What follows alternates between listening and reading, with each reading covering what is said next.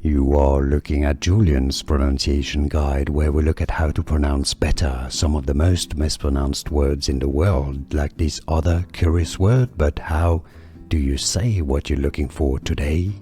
Let's learn once and for all how to pronounce these phrases correctly in British English and American English pronunciations. For more useful English vocabulary, stay tuned, I've got much more for you here.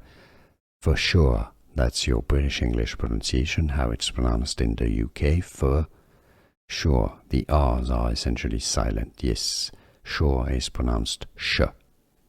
The spelling is just with an S, it should be sur, but it's pronounced sure, for sure. Now the Americans say it as for sure, for sure, for sure. American English, United States, US pronunciation, for sure, for sure. British English, for sure. And now you know. Here are more videos on how to pronounce more confusing words and names too many mispronounced. Like this video if you found it useful. I appreciate your support. I'll see you soon and thanks for watching.